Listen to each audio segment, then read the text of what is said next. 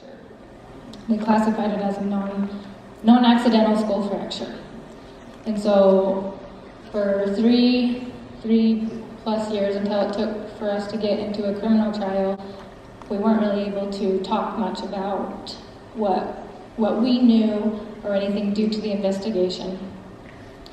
And during this time, it was about 6 months after Lincoln had passed away, I came somehow miraculously across Ashley's story, and she had been the first person that I had heard of that had actually went to an actual court trial. And so I took my chances and I emailed her, never expecting her to get back to me, but having hope. And to my surprise, within a couple days, she got back to me, and we got in contact and kind of just built our friendship from there. And it's crazy how life turns out. Like, I have no doubt that our stories cross paths for a reason, and that her first husband, Emmett, and Lincoln had a hand in our meeting. Going through tragedy, you feel so alone, and especially when you can't talk about details, it makes it that much harder.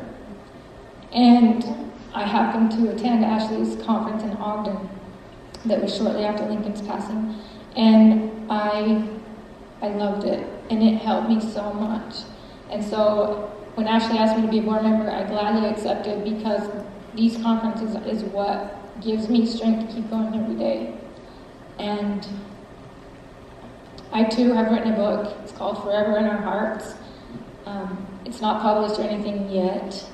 I'm in the process of that. I just barely finished writing it. So if you want, you're welcome to follow me on Instagram. My name on there is ALC. Oh, nice. There it is. ALC Pen on Instagram. That's not the only social media I have. But anyways, so that is why I'm here, because I feel like this is healing, and being among all you, it's just amazing. And to be able to be a part of this, I'm forever grateful to Ashley. So, thank you.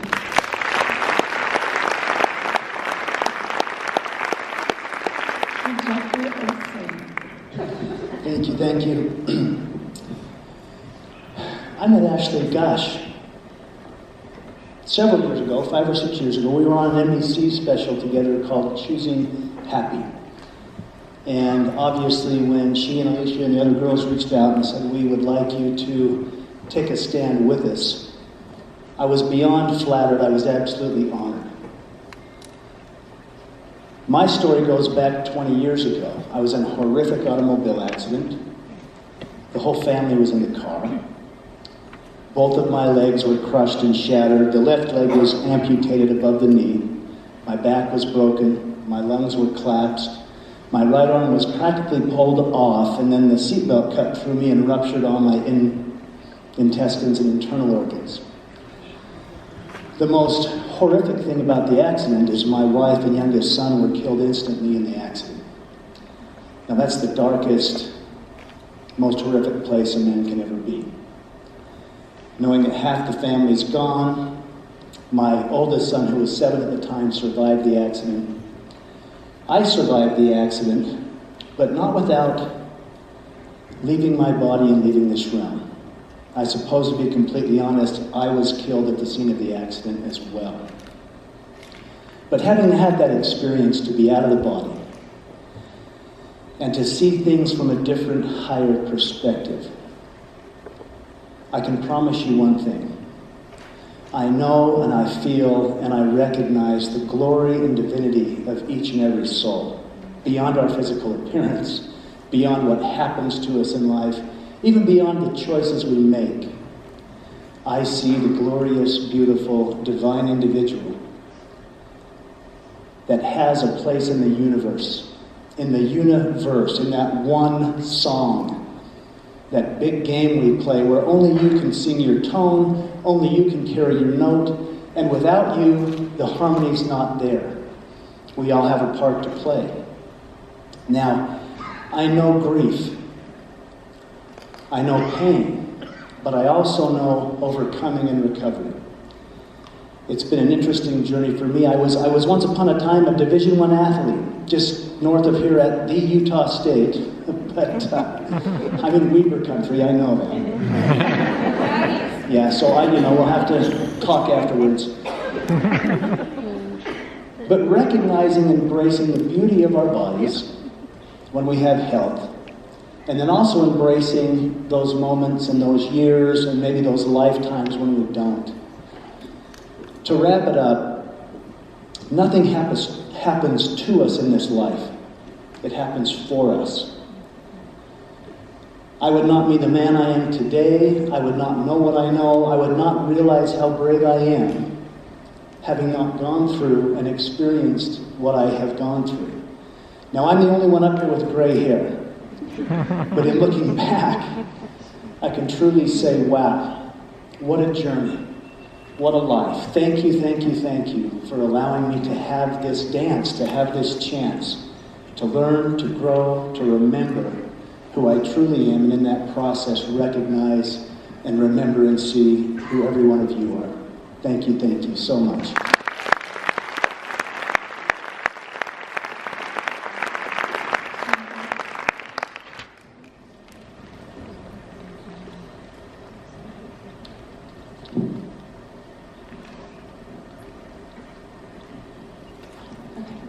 Hi, my name is Shani. I'm the mentally ill one on this panel.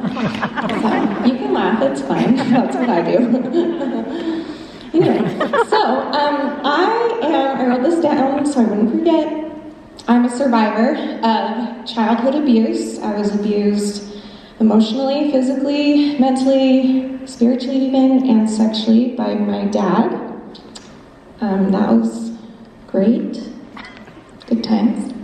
I'm also a survivor of divorce, borderline personality disorder, depression, PTSD, anxiety. I told you I was the mentally ill one. Told you. A whole list of health problems. I actually feel like I'm about to pass out, so I'm sorry if I do. That would be embarrassing, right? Yeah. I'm a survivor of suicide, self-harm, and eating disorders. I like to eat. Exhibit A. You can laugh, it's fine. You can laugh. And a few years ago, I decided to start a YouTube channel because I almost died. I was one of those people that was like, so my main eating disorder has always been bulimia, and that's the one where you make yourself throw up. And I remember one time I was in the bathroom throwing up, and I always thought to myself, sorry if this is graphic, but that's what we're here for. You think to yourself, at the time I had been purging for 18 years at the time, I think, and I had always thought to myself, I'll never swallow the toothbrush that I used to gag myself, or I'll never cut my throat, or I'll never lose the ability to have children like they say you will with eating disorders. I'll never lose all my teeth from throwing up like you do with eating disorders. I'll never lose the ability to poop on my own. But one night, I was purging in the bathroom, and for some weird, this had never happened before reason, my throat grabbed a hold of the toothbrush that I had down my throat to gag myself.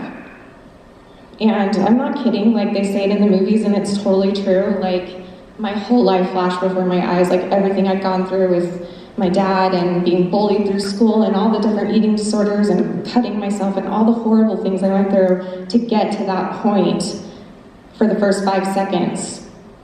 And then the last 5 seconds were, I had this huge picture in my head of my husband, who's right there. He's really, really cute. You should stand up and say hi. You're really cute. He's super adorable, guys. Anyway, so the second 5 seconds, I had this clear vision of Danny walking into the bathroom, finding puke everywhere, and finding me dead on the bathroom floor with the toothbrush down my throat. And So I said a little prayer, which I hadn't done in years for myself, and somehow, not somehow, by the grace of God, I was able to somehow fit my entire fist down my throat and pull out that toothbrush. And it was the next day that I decided to start my YouTube channel. I decided, okay, holy shit. Oh, sorry, can I swear? Holy crap! Fabulous.